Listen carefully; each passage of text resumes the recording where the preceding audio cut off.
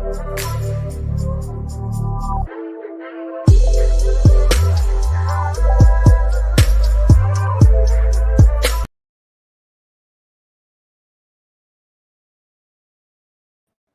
like so nervous I'm unmuted. But no, that's normal. Never mind. My bad. That's normal. Hey guys, welcome back to Commission Reviews. I am so sorry that I'm late, but of course, the queen as myself, you're waiting for the queen, and now you got two queens, so it's worth the wait. Welcome back to Commission Reviews. I can't even talk. Commission Reviews, the queen of reality TV. And I got in the back a queen that I have been supporting. I'm trying to cry. Oh my God, I'm such a sap. I tried to cry. I'm not gonna do it. My eyelashes will come right on my face. Anyway, the queen is in the back, and I'm so excited to bring her on. I really do not want to make you guys wait any further. Let's get into it. Y'all didn't think I could do it. She's here. Hi. One queen to another. Hello. Look, period. Let's go. Okay. Oh my God. I did it with heaven. Okay. So first of all, welcome, queen. Okay, hold on. Let me. I got stuff I have set up, and I'm like tripping because she's here, and I'm not acting normal. Let me get my stuff up here. Hold on. Congratulations. Oh, come on. Period. Okay. Thank you. Taylor. Period. Baby, Graphics. I'm a little geek, a little nerdy, but you know I do that. I want to be different than everybody else. I want to be like nobody else. Period. Hold on. Nerds are cool. Period. Let's go. Okay. I love this. It's like the confetti when I won my $800,000. Oh, yeah. Let's go. Okay. Oh my God. Okay, let's jump into it, baby girl. Let's jump into it. Okay. I want to talk about before the cookout. Did you think that you would ever go on Big Brother as far as before the cookout? Because we didn't see many of us, on the screen. Let's be real. So, did you still want to go on there before the cookout? Not really. Big Brother just wasn't in my atmosphere. It wasn't something that I was watching. I wasn't a big fan of the show. It was something that, I knew coming from the pageant world, I knew some people would go on the show, but it just wasn't in my stratosphere really. So it wasn't on my radar until the cookout permeated my media. That's when I saw that supercut of Tiffany and thought, oh, that was like fun. 100%. Let me watch the show. And even when I finished that season, I was like, okay, they did it. I'll go back to my normal life. And that's a year later, I got reached out to about going on the show. So, things tend to work out. It worked out for everybody, including us. Okay. We were over here just like, so before I start fanning acting crazy, which is part of my charm anyway, I'm kind of silly. But when you walked into the house and you got women of color in the house, you know how we see each other. We be at work and we're the only two people in the room. It's like, girl, hey girl, what's up, girl? Was it any of that? Any of it with Jasmine or Amira? When I first walked in, when I crossed the grass, I clocked Jasmine and I was like, okay, we got another one. Okay. And then when Amira walked in, I was like, all right, another one. And I did. I was like, why is Amira wearing some pants and a casual top and I'm all dolled up? Like, what? Who told her to wear that? And who told me to wear this? But I was like, okay, these are people that I would like to work with. These are people that I would like to bond with. And then we just never really connected. And I know I had conversations separately with Jasmine and Amira about colorism, but I feel like those conversations just ended up happening way too late in the game. Okay. Yeah. Okay. Wow. And that's unfortunate, honestly, because I'm not saying to go in the house and be like, kumbaya, we're sisters forever, because we don't all get along with each other. We just don't. Right. But in that situation, you were looking for an ally. So it was like, okay, girl, I see you. I see you. I got you. There was there even a conversation with even involving Monte or Terrence? Because I'm not saying y'all want to recreate the cookout again, but being that you guys were, in the house, was there that conversation? Like, we black? I mean, I don't know what to say besides like something. No, I never got brought into that conversation if there was one. And now looking back, it's because I'm seeing there were conversations of me not really being black or not being the type of black that people can connect with. Which is interesting considering the different backgrounds that all of the black people in that house have. So from the first week, there were conversations about me not being for the people, not being someone to work with, not being a real sister, like very ugly conversations about me and my blackness that really should not have come up considering Monte has a similar background to me, going to private school growing up. Amir has come from a mixed race background. Jasmine comes from a mixed race background. I don't understand what it was about me that said not the right type of Black person. But I've since worked through that with the girls. And that's good. Growth is always good. Come out of situations like this. Now, saying the sister and all of that, there's nothing I wanted to ask you. Kind of, I'm bringing it up a little early. Do you think that dark skinned Black women are easy to hate and not like? Nothing was going on with you, but you was a target. I think there are a lot of biases that we have implicitly, just because of how we're raised in the society. And there are other women who are beautiful in that house. There are other women that carry themselves with a lot of poise and excitement, enthusiasm, that wore fun clothes, loved glamour. But it was me that was villainized, demonized for really indulging in those things or fully owning those things.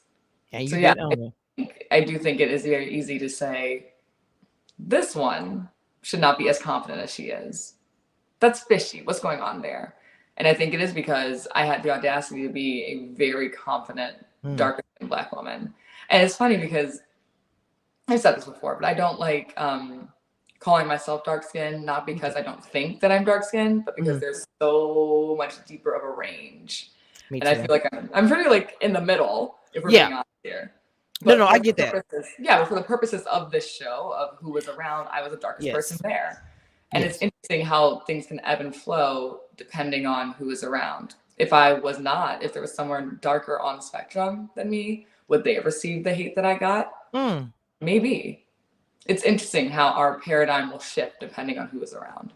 Yes, in real life, as I said it before, this is like a Tuesday for us. And I feel the same as like, I don't feel like I'm a dark skin, but in certain environments, I'm considered to be one as well. So I identify with that a lot. I wanted to briefly kind of talk about something really quick. We watched you struggle in the beginning, like it tore a lot of us apart. There was some stuff I just couldn't watch. It was just for a lot of people, not just me. And to watch you, how in the world did you endure that? What helped you get through that? Because you didn't react, you just, I call it gracefully. You handled everything gracefully. So how did you get through it? What helped you? It's bigger than me. This entire experience is bigger than me. And I, as someone who did not know what I was really getting into, I did as much research as I could coming in, but I didn't know the show to its core like other people in that house did. Okay. But I did know that I was a Black woman on 24/7 surveillance to all of America. I did know that coming to the show, I had to have a why for being there. And I wanted that why to remedy the history of all the Black women who've been in the game. I was willing to carry that weight, that burden, that pain to get to the end, to win the game, because I know that I knew I could do it. And we deserve that win. Yes. So if I were to react or lash out in the way that people thought that I would, why did they think I'd lash out? If I were to give up, I would be doing a disservice to all the other Black women who have felt pain the way that I felt in that house. And I'm sick of it. I was sick of it. I said, there's no way that I will be experiencing this for nothing. There's no way that all the other Black women who have played this game can walk out of this house just to become memes, but not win. We deserve to win, because this is what happens to us in the real world. We're ostracized, we're villainized, we're victimized, like all these things that happen. We're painted as villains in the outside world and reprimanded for it. It happens in the Big Brother house too. But the name of the game sometimes is to backstab, manipulate, do all these things. Yes. Black women are already painted as being. But when a white man does it in the game, he's a genius. He's amazing. The Black woman does it, she got to go. She's evil. She's a bitch. Week 1, week 2, week 3, she's got to go immediately. I said, absolutely not. I want to play this game so that every Black woman coming after me can play the game however they want. Yes. And that's why I stuck it through. And thank God it worked out. Yes, God, it did. You're a smart mama. Now, see, look, talking about that, listen about Davon, how she was in the game as dark chocolate queen, and I always felt like they're not gonna ever let a dark skinned Black woman win. And I said that last year and the year before that, and I always said it until you came to this house.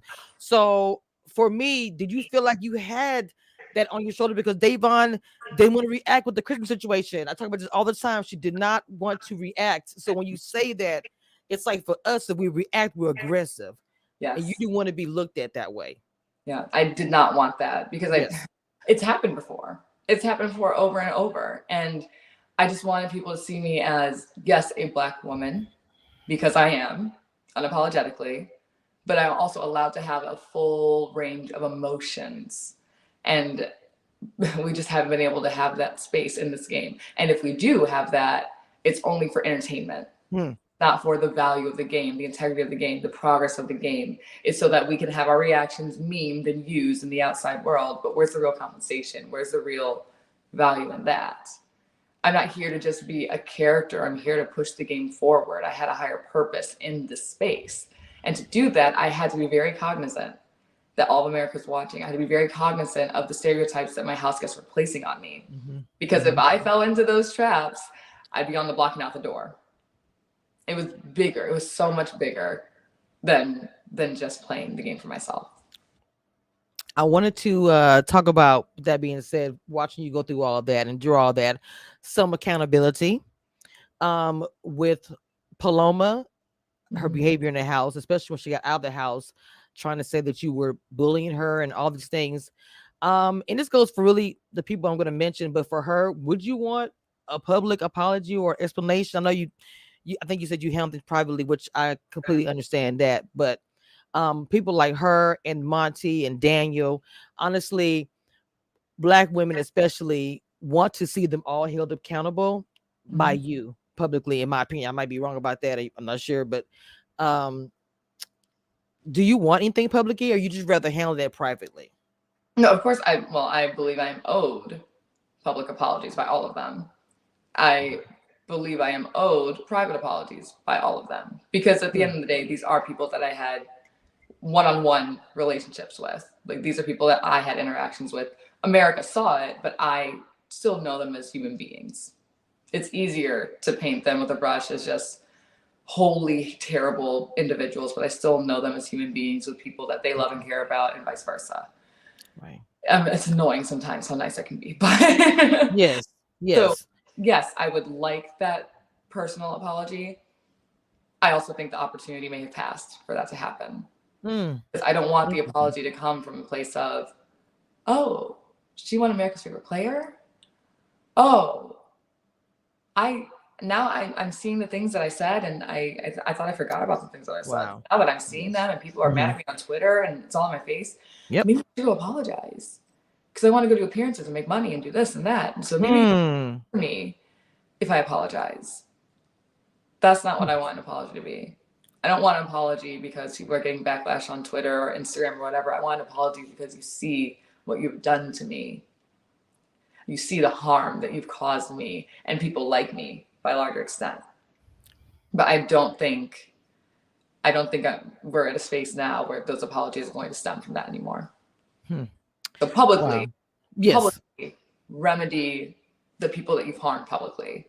Paloma, Daniel, and Monte need to do that, not just for themselves, but to heal the people that they've harmed. But for me personally, I don't think that there's space for independent relationship building anymore. Well, because I know that they all publicly, people are, want, like they call it, lashings. They're saying in the chat to those people I mentioned, but especially Monte. And I know, and I said this, I really don't want to, because I feel like it's kind of redundant, and I love how you're handling it. So that's why I'm not really like getting into the meat details of it and all the details. I'm not doing all that. We all know what it is. So as far as you were concerned, you just have moved on from Monte like a G. I'm just gonna say that live for anybody who don't understand. She moved on like a G. That's so right. How do you feel about the people just talking about it as if you're supposed to do something with this adult male who had horrible behavior? There it is. Why is it my responsibility? How is it my responsibility when someone, and we put this on women way too much. If a man has made a mistake, how is it my responsibility to hold his feet to the fire, to hold him accountable for what he's done? That's his own doing. That's anybody who has done something wrong. It is on them to remedy their behavior. It's not my responsibility to make them grow, to make them see what they have done. If there's someone that I love and care for, I will point them in the right direction. But it's not my responsibility to give someone a tongue lashing. It's not my responsibility to help them grow, to facilitate or demand that they give me what I need to heal. That's not healing. That's a forced healing, a forced answer, apology, forcing someone to be accountable when they really don't want to be. That's not healing for me. That's just revenge. Right. Revenge can be fun, but is it really going to be for me? And very juicy. And juicy. It'd be fun and juicy. And y'all heard me all season talk about I want to evict this person, so I want my revenge fantasy to come to life. That's game.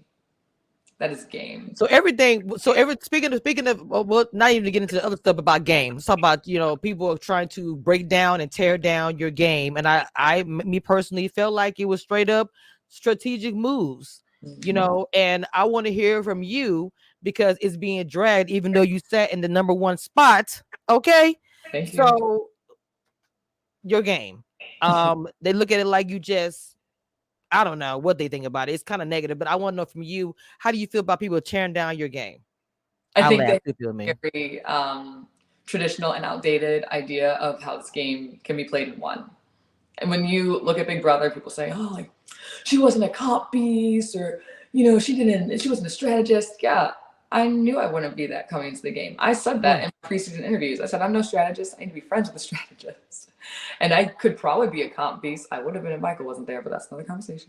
Okay. I've been like a good second or third very consistently. So Michael, I would have wanted to be the comp if he wasn't there. But anyway. You were right there, baby. Okay. Yeah. So anyway, you know, there are people like to have a rubric, but the beauty of this game is that it's not a rubric-based game. It is a cumulative experience. It wouldn't be an 82 to 90 plus day game if it were only based in these very small metrics. That doesn't make any sense.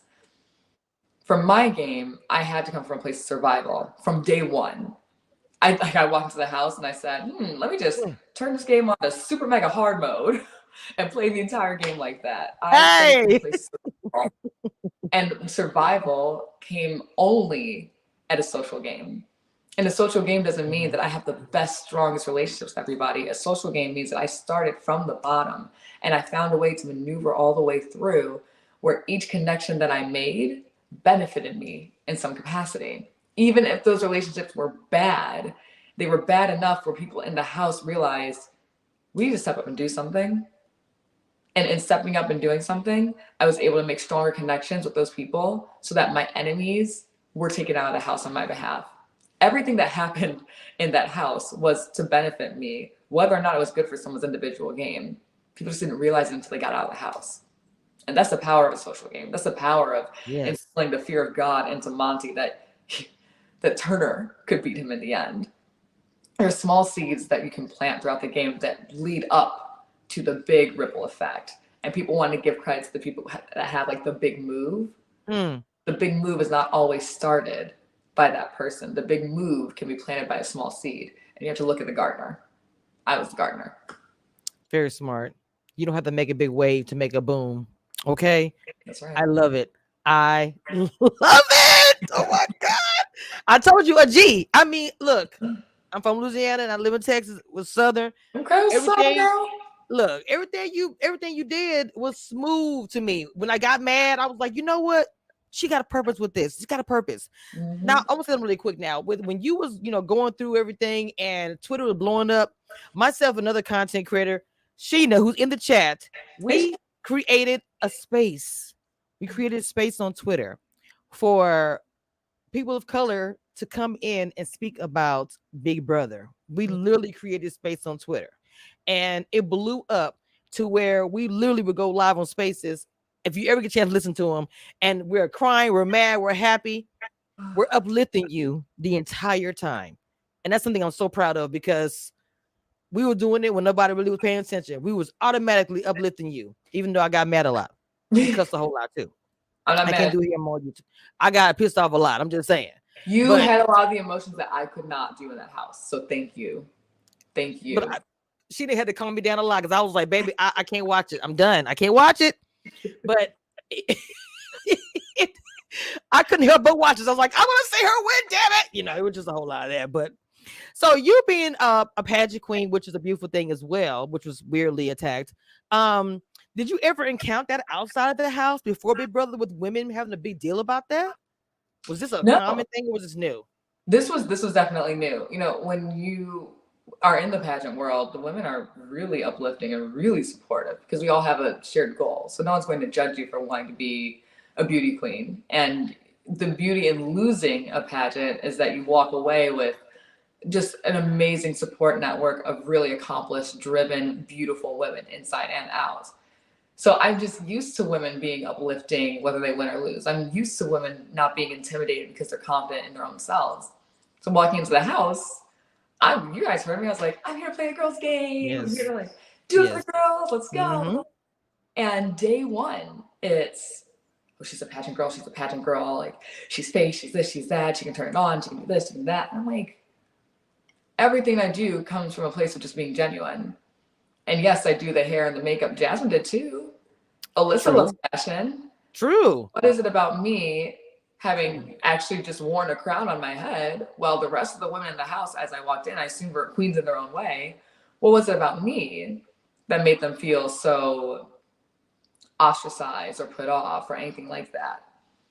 And I think, unfortunately, it came from a place of intimidation. And I think there are some things about me that might have burned or brought up insecurities. And I just didn't have the opportunity to address those with the women because they assumed that I would not be willing to connect with them. And that was really hard for me to hear because my last 5-6 years have been so dominated by my experience in pageants, and all that I do is uplift and connect with and support the women around me who are similar or dissimilar to me. Yeah. So, yeah.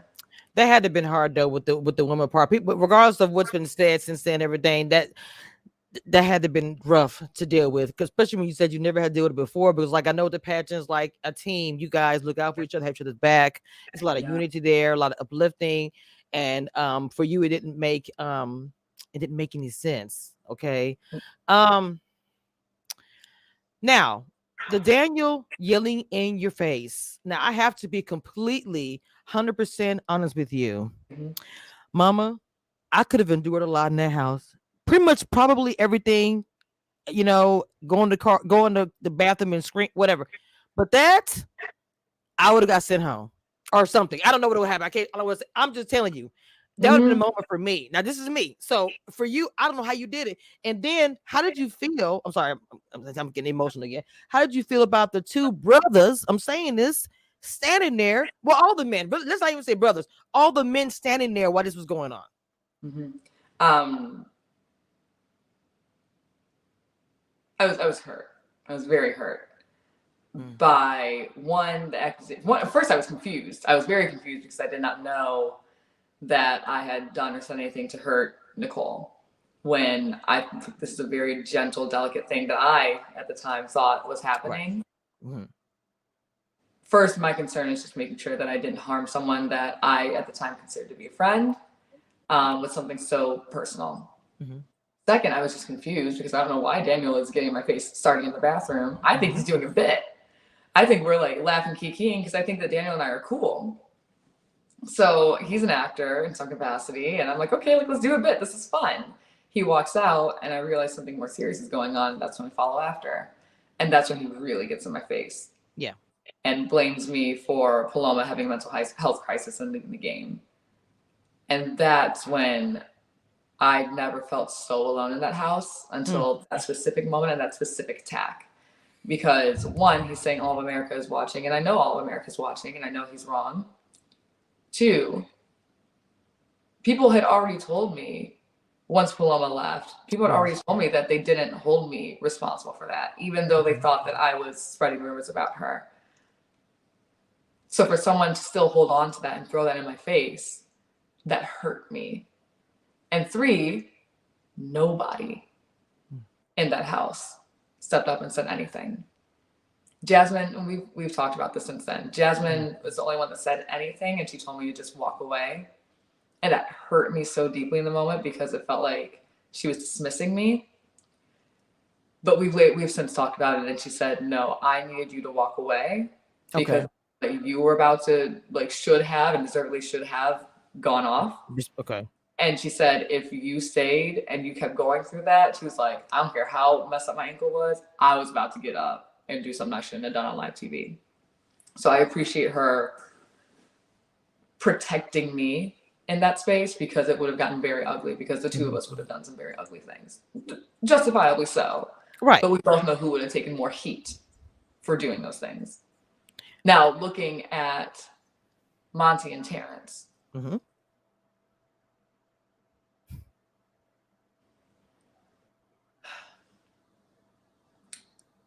I was confused because I thought I'd overcome conflict with Monte and been on a better term with him. I was confused because I, to my extent, thought I was helping Terrence that first week, giving him advice on how to manage being on the block before I was from the block next to him. These are people, Terrence, like, he's an older Black man. He's from South Chicago. He knows what it means to defend. He should know what it means to defend Black women. I expected to be better protected in that moment. I expected for people to be willing to stand up in that moment. And the only person that I know would have done that had he been around is Joseph. And Joseph just didn't do it because he was literally in the bathroom with the door closed. Like, he was using the bathroom. Oh, I got you. Okay, I don't know why I thought he was standing there. So he was there, but not there. Okay. Because the leftovers happened right after that, though, right? Is that kind of what? Yeah. So it was just, that was the one moment where I felt like, okay, things are going to get this toxic and nobody's here to defend me. And when they do want to defend me, it's sheepishly after everything happens, walking over to me and saying, no, I don't agree with that. That wasn't right. You were right there in the moment. You couldn't say anything. It really confused me, and it called into question the character of a lot of the people that were there, because I don't care about the game in that aspect. Nobody should care about the game in that moment. This was bigger, and nobody stopped then. In fact, that was the fuel for a lot of people to justify sending me home. And things went way too far in that moment. But you had that thing going on where every time they put you on the block, baby, they was out of there. I mean, every time I was like, look, I told you every time I did my spaces, I sung I Still Here. Like, I did it one time and it got so popular. And when you said, I was like, wait a minute. She sang it. I sang it every time when you came back or you got into it, I was like, I'm still here. I love that somebody. Oh my God, it was everything. Oh my God. It's just one of those things that's such a deep cut that you don't know if people are going to resonate with it. And I just, I love that you knew it. I love every space I said it, because it's like in our community, that song is like clip is like where her doing it is like a joke. So every time in the space I would do it, and people started. There was a person in my space who made a remix. You Have Got to Hear, and she added everyone's name in the house. No, I need to see this. I'm gonna show you the space after this. Okay. Oh my God, it's everything. So I don't have a lot of time, but I have a few more questions. This girl's booked. I told her she's booked and busy.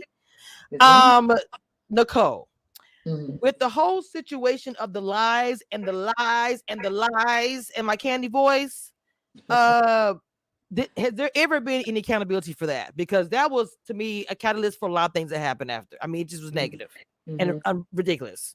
So, in watching a lot of the feed clips that people have been tagging me in and watching a little bit of the show, it has helped to know that Nicole was one of initially the people to push back a little bit and say, this doesn't make sense. It doesn't make sense. I don't understand why people are painting Taylor in this light. Where is this coming from? And we actually made amends the day that she was evicted. She likes to run around and cause chaos in the house and try to save her game, but once it really settled in for her that she was going home, we made amends.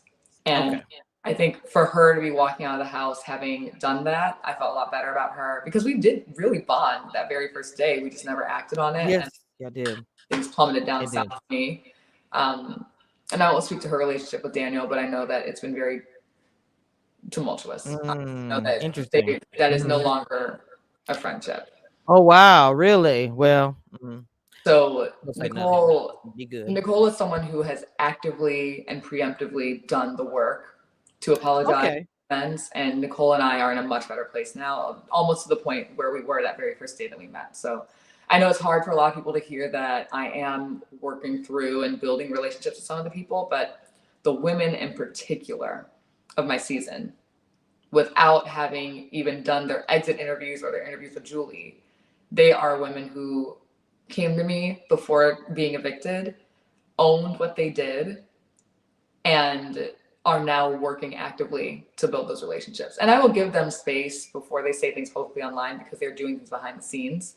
And, you know, it must be hard. I have a tsunami of love and uplifting support, and that's overwhelming. I can't imagine having a tsunami of the opposite when you are doing the work personally to rebuild this relationship with the person that you hurt. So I want to give them time to let that tsunami die down. And I do expect them to make public statements and apologies, but please understand that the women have made those amends with me behind the scenes, and I'm working with them. Obviously on a case-by-case basis, but I am working with them to rebuild those relationships. Black bloggers doing Big Brother. I'm not gonna presume that you know a whole lot about that, but it's a whole vibe, it's a whole world. Okay. And a lot more content creators came out after the cookouts. Like you said, you started, you know, in Big Brother house. So a lot of content creators came out, but before that, it was like me and like maybe 5 people. Just being honest, because a lot of people didn't review it. And so, what do you think about the fact of Black bloggers actually doing some of the exit interviews? I mean, the ones who, some of their smaller ones. Do you think there's an open space for that? I talked about that before with Big D as well, about change some things, and he thought it was very interesting because he said when he came out the house, he didn't interview with anybody of color. So I was curious to know what you thought about that. Nothing wrong with any of the blogger. I'm just speaking about, you know, this. Sure. Well, that's actually really interesting. I've had just nothing but interviews to do.